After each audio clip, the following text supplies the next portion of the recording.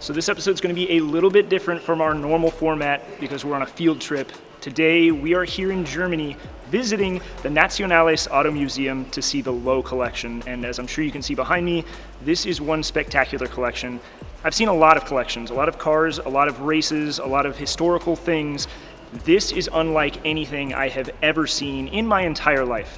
We've been here for hours and I've been speechless the entire time. It's got everything from historical restorations to DTM race cars, Formula One cars, and if you're asking me, the most beautiful car on planet Earth. I'm excited to show all of it to you. We're gonna go bottom to top. This is the Loh Collection.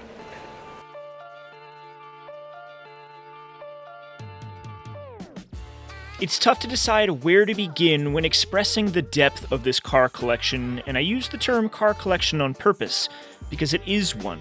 It's not just a museum. Every single one of these vehicles in this building comes from one man, Friedhelm Loh. More than 150 cars make up this collection, and every single one of them is special. There's not an ounce of filler anywhere. To give us the details on all of these cars, we were given the tour by Tobias Reichler and Florian Urbich. As creative directors of curation and marketing respectively, these two know everything there is to know about every car in the collection. I'll start you guys where they started us, in the entryway with the Ferrari 365 GTB4 Daytona. For many, the Daytona can be very hit or miss, but this particular one is a Le Mans class winner. As far as 365s go, this is the car, and to see it front and center and on display for free as a teaser of what lies inside is incredible. Lurking up above is a collection of Ferraris on display that rival anywhere else in the world, and we're going to get there later in the episode, but for now, we're going to start at the tour's beginning. The Loh Collection begins with a pre-war sample of the best of the best. From Mercedes to Alfa, Bentley, Rolls-Royce, and even Duesenberg, you name it, the icons of the pre-war era of wealth are here and on display. I've never been one to be drawn to these cars, but there's something to be said for both the craftsmanship and the engineering that goes into building them. These laid the groundwork for the speed machines we know and love today, whether they resemble them or not. Moving forward, there's even more. Particularly this incredible Bucciali TAV 832 V12 front-wheel drive coupe. The brass front axle lurks behind the front grille and showcases just what type of vehicles are lurking in these hallways. Not to mention there's a fully functioning movie theater built into the facility, all of which is in an old locomotive repair warehouse. As you'll see as the episode progresses, everything about this collection and the building that it is within is truly remarkable. The building itself would be worth the trip, but the cars, I can't even begin to explain. The hallway that leads into the main room of the museum has a little bit of everything that celebrates the history of the automobile and showcases the advancement of technology. From some of the earliest cars ever built to the latest and greatest, like a completely disassembled Bugatti Chiron, this hallway is built to celebrate progress. Eventually, this gives way to the main room of the Nationales Automuseum. If there's a room capable of taking an auto enthusiast's breath away, this is it, because what you see here is an assortment of vehicles worth more than $1.5 billion. Everything in this room is truly special on some level, and I'm excited to show you some of my favorites. For starters, the middle of the room is occupied by an Opel display celebrating their 125th anniversary. This collection is surrounded by the banked curve, on which sits some of the most spectacular vehicles in Europe.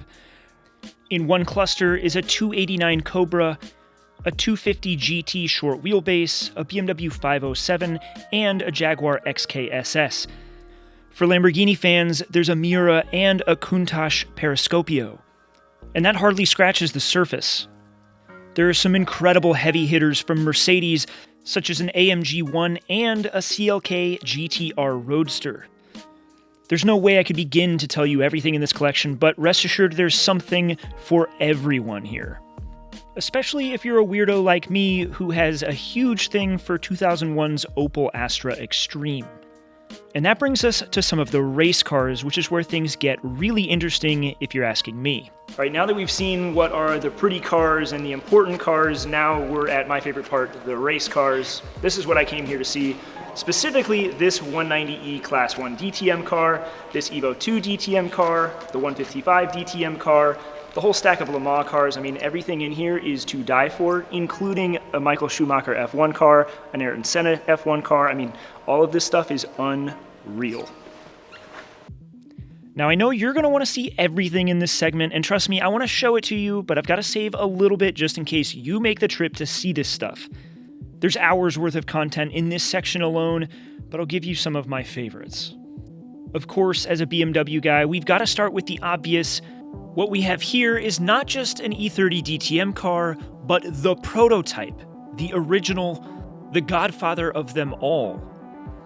Everything we've seen so far makes it really clear that Mr. Loh has incredible taste when it comes to automobiles, but this section in particular makes it abundantly clear we'd get along really well.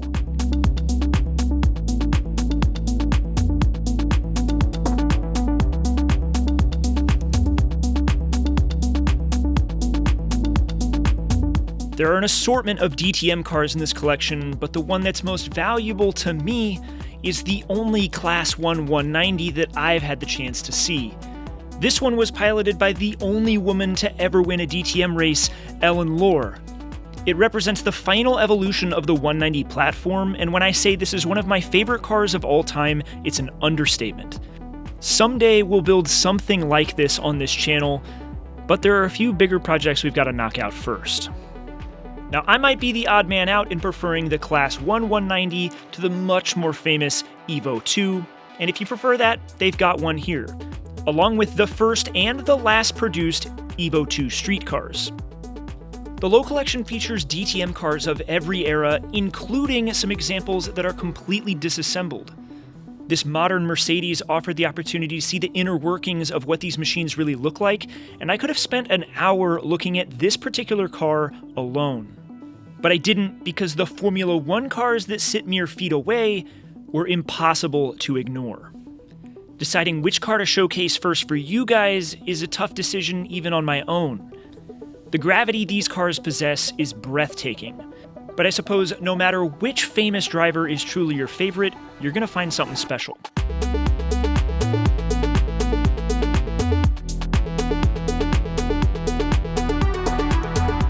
The Loh Collection features not one, but two Michael Schumacher championship-winning cars. Beloff's Tyrrell sits just behind it, and next to that, an Ayrton Senna McLaren. Now, maybe Formula One isn't your thing, and that's kind of weird, I'm not gonna lie, but let's say it's not. Well, then you can simply turn your attention to the right, where there's an entire wall full of Le Mans race cars. Each of these is worth a story on their own, but we still have more to look at. Perhaps saving the best for last is the Loh Collection's temporary Ferrari exhibit. After walking up the stairs, we are met with the Big Five, from the 288 to the LaFerrari, and soon to be added, the latest Halo car. Classic race cars like the 250S Vignale Berlinetta are surrounded by some incredible road cars on the opposite side, and as a 308 owner, the 288 GTO caught my attention and held it for a long time. Of course, there's the F40 parked next to it, which is indisputably one of the coolest cars ever built, but I think it's probably worth paying attention to some of the more special pieces, such as the other Michael Schumacher championship-winning car. This one is the F2004, which Michael Schumacher piloted to his final World Championship title. It is surrounded not only by his helmet, but also other memorabilia to tie it all together. But if Michael's final championship-winning car wasn't enough, just feet away is the car that Kimi Räikkönen piloted in Brazil to win the championship in 2007. This here is the last Ferrari to win a world championship and the car to clinch the title. At least the last one until Lewis Hamilton comes along next year, but maybe that's wishful thinking. Of course, there are other Formula One cars and road cars on display, but none are as special to me as the Ferrari 412P. This is a bold statement, and I might be alone in my feelings, but if you're asking me, the 412P is perhaps the most beautiful car ever built.